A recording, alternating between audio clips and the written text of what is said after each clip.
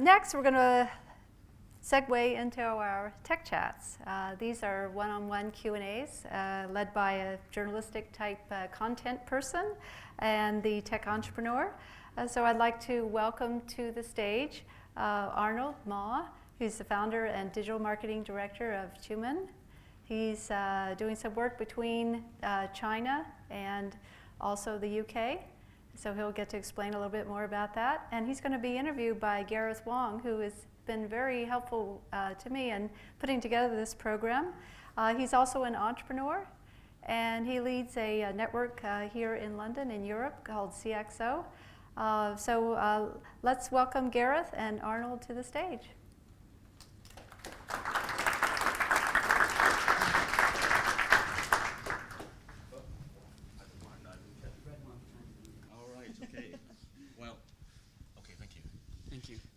Well, 恭喜發財 everyone.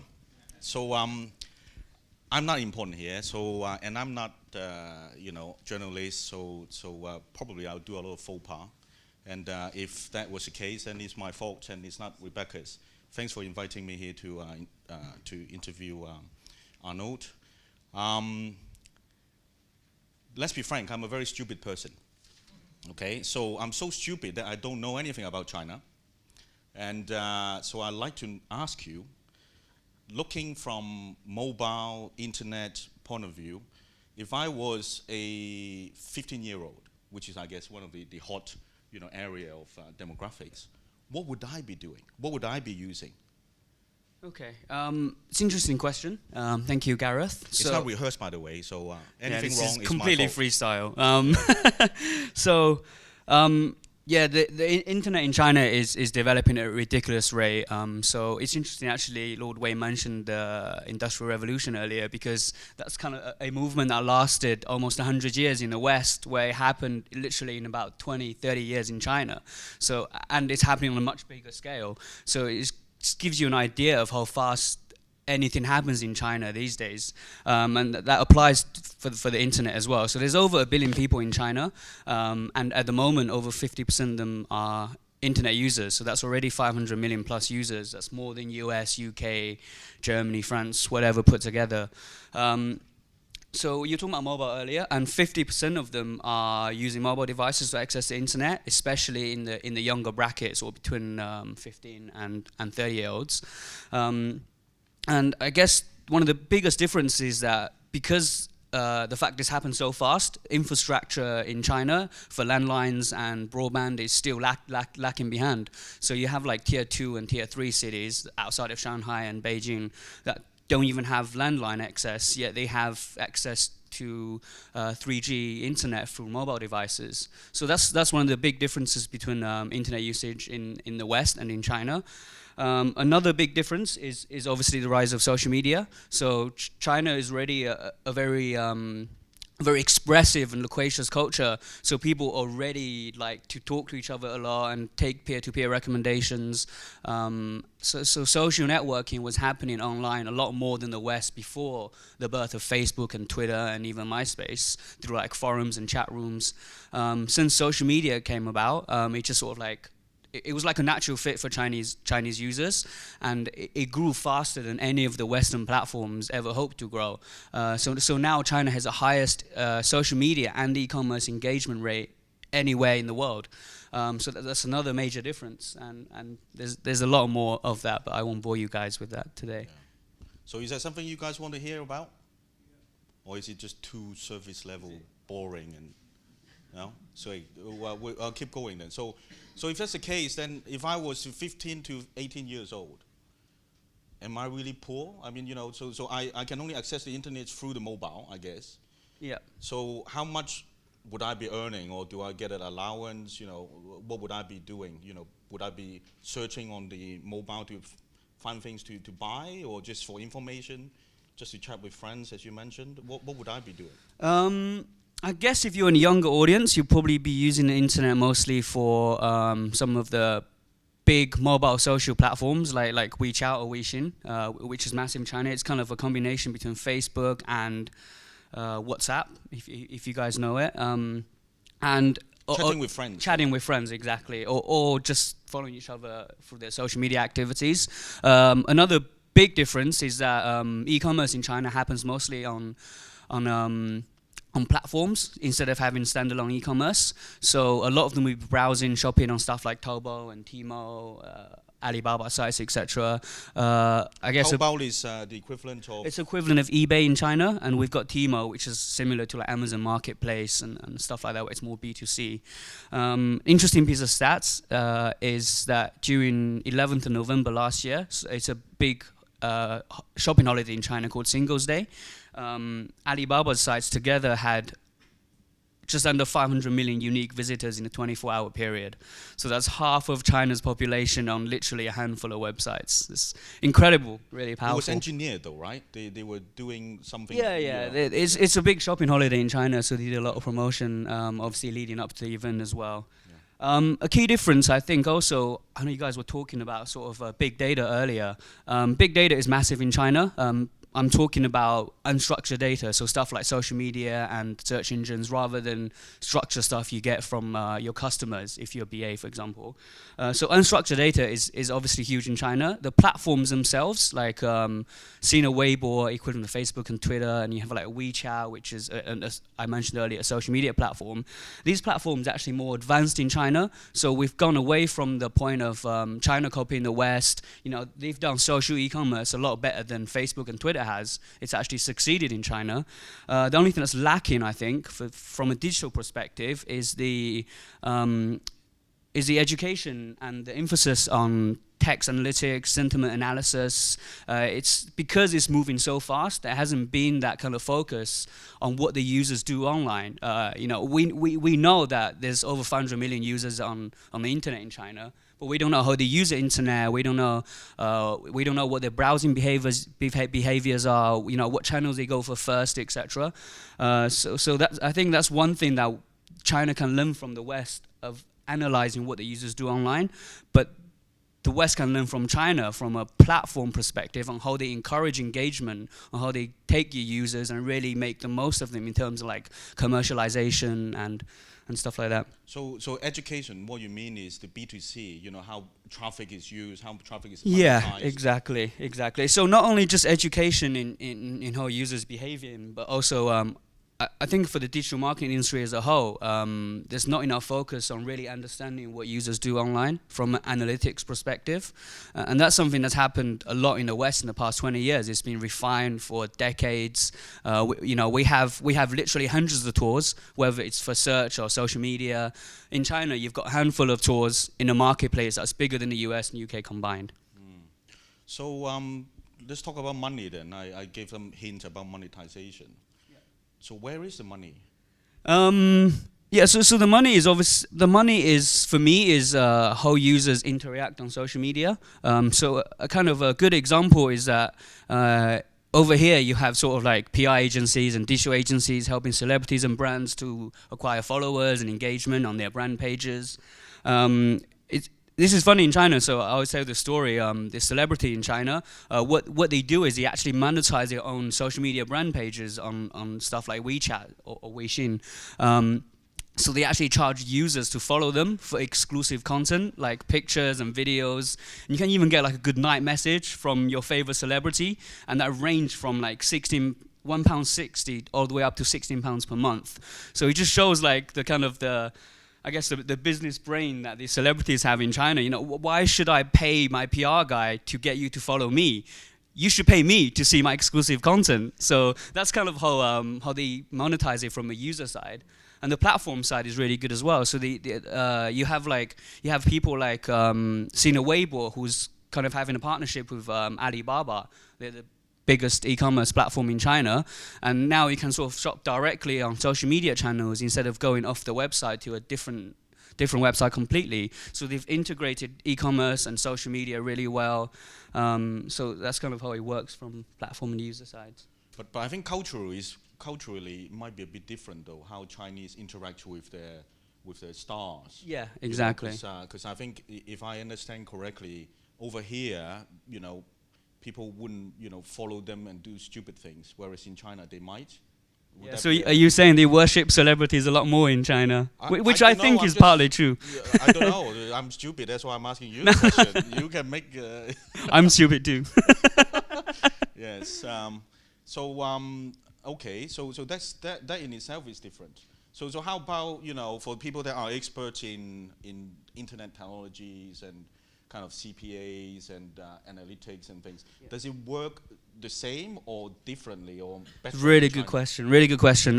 So I was saying earlier that platforms are more advanced, in my personal opinion, than they are here. But unfortunately, the digital marketing industry, the way we understand how users behave, is not as advanced. So one of the reasons is because it's such a new industry, which means we can literally start to take the top level strategy of how we engage certain campaigns, whether it's search or social media or the big ideas online.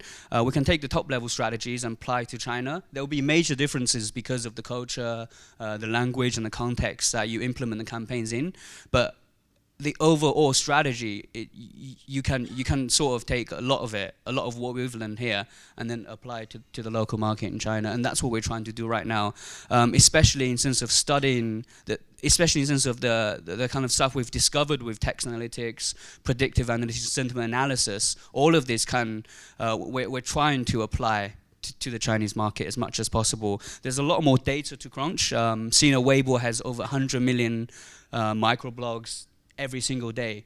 So just give you an idea of how big that data is. I think BA overall has around 50 million pieces of data in the last 100 years they've been operating or however. So yeah, big data online is absolutely crazy right now. I don't know, how am I doing with time? Sorry, 2 minutes? Okay. To be honest, I'm trying to get all this information in my head. I'm finding it difficult. So startup financing. What do you think about startup financing then? To be honest, I do have I think questions, it's harder to get money than it should be. But I'm sure all entrepreneurs will agree. So right now we're trying to we've already started actually building a suite of analytics software specifically to process unstructured data in the Chinese market. So we're taking a lot from natural language processing that we're doing in-house for the Chinese language specifically, which is really difficult because the language itself is really complex. Every single character can mean hundreds of different things depending on what sentence is used in, and you don't sort of have the structure you have in the UK or in English-speaking countries where it's 26 characters of the alphabet. So there's a lot more false positives in China that we're having to deal with for natural language processing, and just like crawling the web. There's obviously a lot more web pages in China than there are in the UK or the US. So just processing all that information is scary. So that's what we're doing right now, and we're obviously raising some money to do that. So if anyone's interested, come and find me afterwards. But my last question is right. Or do I have? So go ahead, question? last question. Okay. It's all right. I just wondered, who calls the shot in China then? Is it the brand? Is it the celebrities? Is it just kind of like open for all? Wild West. I'm going to say it's a government. Right. Not because I have to. But what do you mean? In a sense, like who innovates? Yeah. Well, I mean, we didn't cover the Great Wall, and kind of those kind of limitations. I think people can read about legislation in China and stuff. Yeah, I mean, it's really difficult to get anything set up in China online. Even for a commercial website, you have to have a ICP license, which is registered by the government. You have to get approval. To host a website is crazy compared to how easy it is in this country. You register one-on-one and you got a website. But in China, you have to go through government legislations. You have to talk to people. It's an absolute nightmare. So, I mean, I think ultimately it's the people that decide what platforms are popular. But the government still has a quite strong hold on a lot of the innovation in China. So I think what I really wanted to ask is this, right? So if I have, how much money do I need to buy a seat in, to play in Chongqing, So do I need to invest $1 million, $2 million into a brand, for my products that I have to to really target it, or do you think, or No, do you think not like at all. 500K would be good enough? It's a lot easier to target Chinese consumers now because of the internet. So you can set up a social media brand page. You can do some pretty straightforward sort of. Sina Weibo has their own ad platform as well. You can use to promote your pages. You can promote your products. You can do stuff with like influencers, like you can do with Twitter and Facebook. We're not even talking hundreds of thousands. We're talking tens of thousands to get a pretty decent brand awareness going online. Or To just reach buy the Chinese celebrity. consumers. Yeah, or which you actually can do. You can pay celebrities to reblog you, retweet you. Like, money really speaks a lot more in terms of organic advertising. Okay, good. Well, thanks for this. Any difficult questions for Arnold? Easy questions. No, difficult is better. Hi, my name's Shaz. I'm stupid too. So I just wanted to know, do you think the government will relax its policies and procedures now that it wants to integrate more with the UK? It's a good question. I think they've already relaxed a lot of their policies in the last sort of 10, 20 years. Yeah, I think so. There's new sort of like economic zones opening all the time in Shanghai and in other tier 1 cities. Yeah, I mean, a lot of people are always asking me questions of like how much control do Chinese government really have on like some of these bigger social media platforms like Weibo or WeChat. And the truth is that they don't want to control as much as people think they do. It's more when people talk about politics, stuff that really affect the government, that you sort of get caught out. But when you're talking about brands and you're talking about consumer products, you're talking about services, they don't have the time or the resources to really filter out stuff like that. So in terms of freedom online, it's actually not as bad as people think it is. Hi, Martin Bloom, Bloom Ventures. Hi. Hi. Given the enormous opportunities within China, are we going to see within our lifetimes Chinese web companies internationalizing? When are we going to see Alibaba as a true multinational? Or are there just so many opportunities within China that they're just going to stay there? Yeah, it's a really good question, actually. I was chatting with the EMEA director of Alibaba. They are in London. I don't know if anyone from Alibaba is here today, but I think they've opened recently, and there's I can't remember how many employees, but it's not in the hundreds. They are trying to internationalize, I think, especially it's more about bringing international companies onto their platforms so they can reach Chinese consumers. But we are seeing, especially from fashion brands, that you have Chinese companies coming out to the UK as well. So I don't know if you guys been on Oxford Street. There's a Chinese store there called Bosidin, which is it's a massive brand in China, and they've just opened in the UK. Yeah. They've started to get into sort of like luxury menswear and stuff. In terms of brands coming out of China, I think the fashion industry will be the next one that's going to really shine. And there is a lot more opportunities in China as well. So you have, like I said, only 50% internet penetration with 500 million internet users. Over the next, it's growing at 10% year on year. So that's going to keep growing. There's going to be more and more new users demanding more innovative platforms and more innovative functionalities.